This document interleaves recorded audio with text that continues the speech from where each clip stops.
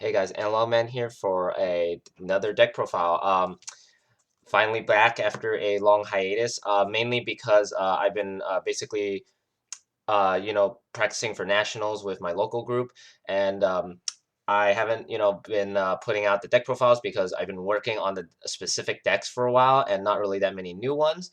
This is actually one of the few new ones that I've actually built or rebuilt technically because this is another newer version of the old Commandramon, D-Brigade deck, but finally with all the new EX3 support, this deck got a lot of support in EX3, which boosted the deck actually pretty high because I've seen people actually top with this deck a few times, and it's actually really good. Like honestly, like a lot of the new support helps with a lot of the problems.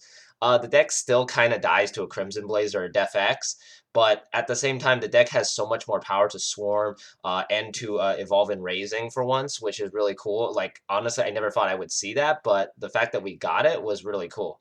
Anyway, let's actually get into the deck profile so you can actually see what I'm talking about. First off, we're running 4 eggs, and these are brand new eggs from EX3.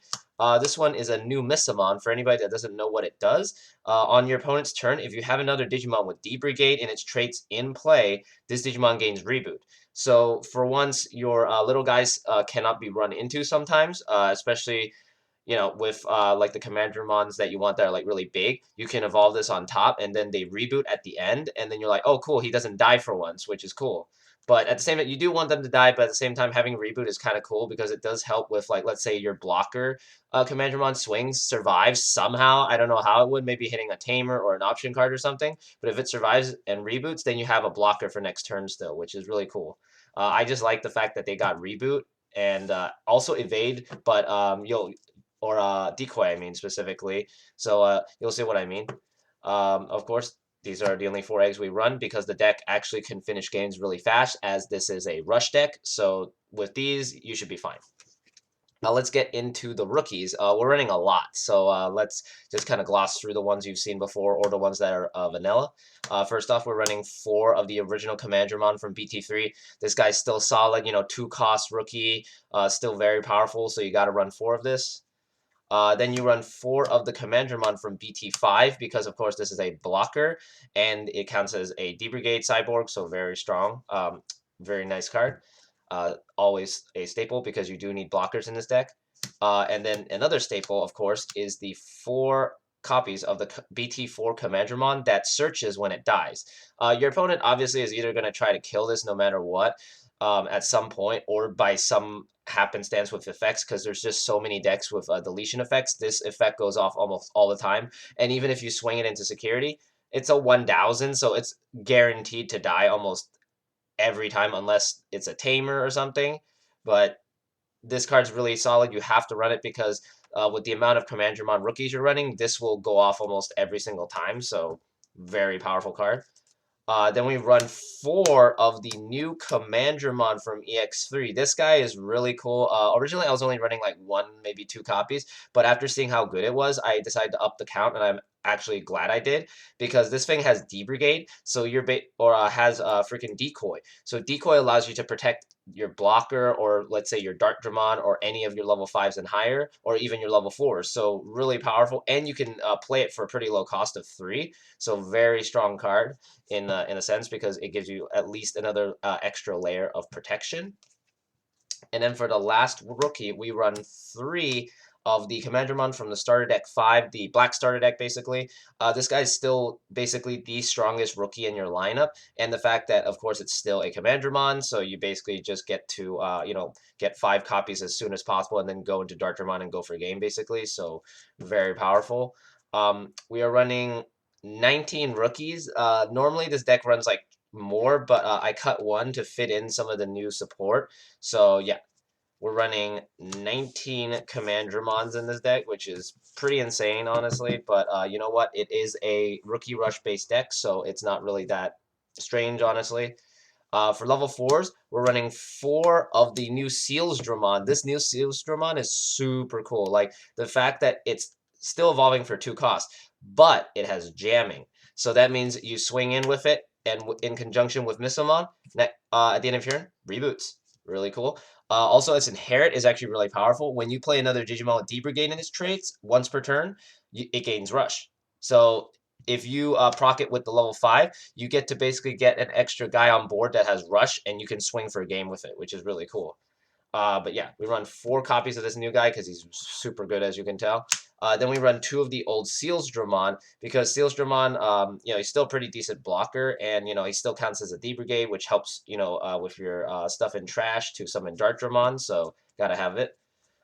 Then we run for the last level 4, we run 2 Nanimons because it is a cheap cost level 4 and it's a security Digimon, so it can come out and give you an extra body for next turn, which is really nice. We run exactly 8, which is kind of low for level 4s because usually most decks run 10. But for this, since your main focus is the Commandramon rushing, this is fine. For level 5s, we only run 1, and that is the new Tankdramon. The new Tankdramon is really powerful.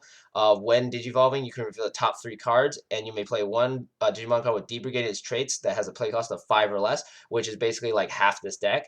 So you get to just play it, and then you trash the rest that you just searched, so you get to play 1 and trash 2. And then its inherit is when one of your Digimon with D-Brigade its traits attacks, you can reveal the top 2, and then you can play a Commandramon among them without its play cost, but trash the rest at the same time. So you're filling up your trash to set for another Darkdramon while setting up for another the new Darkdramon level 6 that's really strong with this deck. So you got to run 4 copies. If you're running new support, I highly recommend trying this guy out. He's so good. Also, artwork's pretty cool, so I like how they actually changed. The old artwork was not really... It was kind of jank, but this, I like the shot of him just firing his gun, so, really cool. For level 6s, we, of course, run 3 of the original Darkdramon from BT4. This guy's still a staple in the card, staple in the deck specifically. It's a very strong card. It has Rush. On play, you can reduce its cost to basically like 3 cost, so really powerful. And you got to run at least 3. Then for the other level 6, we're running 2 of the new Darkdramon. I managed to actually, surprisingly, this guy is one of the easiest alternate arts to pull from the set, especially if you just buy a box. You can pull at least 1 or 2 of these no matter what, which is really weird. But anyway, this guy's really cool. When you Digivolve, you can return up to 5 cards with D-Brigade and basically make him 0 cost evolution. And then when you play another Digimon by the effect of, say, this or something else, you can delete one of your opponent's Digimon equal to that Digimon's play cost, which, well, equal to or less than, which is really cool.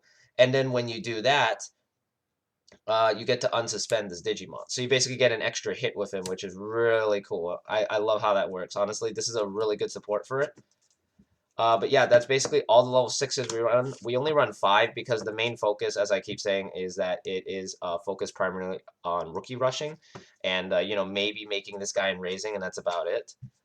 So it's just kind of like reducing it down to basically streamline the deck. We do run level 7s, though. We do run level 7s. We run 1 Zwart and 1 Zwart Defeat because this one helps us kind of swarm the board if we don't finish the game with this. This one helps us delete Tamers, and of course it's a security Digimon, so when it comes out, you get a free body that if he dies, you get to delete something, so very powerful still to this day. Then the rest of the deck is just mainly options and Tamers, so let's get into that. We're running 3 of the Pride Memory Boosts because basically almost everything in your deck has either a play cost of 5 or less. This is 4 or less, but you still get to play a lot of your deck out of this. You get to play out Nanimon, so it's pretty solid. Then we run 2 Iron Fist Onslaught because you do want to delete sometimes their highest cost Digimon, which could potentially get you the game. Then we run 2 Ultimate Flares because Ultimate Flare is still very strong. It still hurts a lot of decks because they don't have basically counters to the Digivolving, which is probably why Black War Greymon X is going to be so strong in the next format. And then, yeah, for Tamers, we run 2 Kazus because Kazu gives you that extra memory and that extra draw and discard. 2 Izzies because you need a memory setter and the fact that it gains you a memory if it's all black. And then I didn't actually have another Kazu, so I ended up playing Daigo. Daigo's actually pretty good in testing. Like, when an opponent's Digimon becomes unsuspended during the main phase, you can suspend this to gain an extra memory. So basically, basically, once they unsuspend and they start their turn, they're like, oh, I go to 3. I'm like, no, you go to 2. So it actually does occasionally hurt. And then one of your Digimon, when they digivolve into a level 6 Digimon, it just gains blocker. So if you don't finish the game with this and you reboot with it, it just gains blocker, and then you can just evolve this, and it still has blocker on it because it gains it for until the end of the opponent's next turn, I believe. Yeah, until the end of the opponent's next turn. So you basically make a giant freaking 15,000 blocker with a bunch of other Commandramon blockers protecting you. So it's actually pretty solid. But only a 1-up because I'm still testing it. But yeah, anyway, this is the deck profile for D-Brigade. I wanted to update this deck after so long. Like, I actually went back and looked at my previous videos, and I was like, wow, I haven't even touched this deck since EX2. So I decided to be like, okay, let's, might as well update it. And I managed to rebuild it pretty well. Looking at all the info I could find on how this deck works, I managed to build a pretty decent build. It's not the best build. It's still, as I mentioned with all my other deck profiles, this is a template, and it's something for you to kind of like give you the inspiration for your build. So I highly recommend just taking this and then just doing, just modifying it however you want, because every person's play style is different. My play style relies just kind of on mainly the rushing, but maybe you want to focus on the new support and making this Darkdramon. So, you can go for that. Or you can do what some people did in Japan, where they mixed in Chaos Dramon and Machine Dramon into the builds. So you could also do that if you really want to run more level 5s. So it's just up to you. But this is just a basic template that you can use that I feel is very solid for the moment. But anyway, thanks for watching. Like, comment, subscribe, and I'll see you guys next time.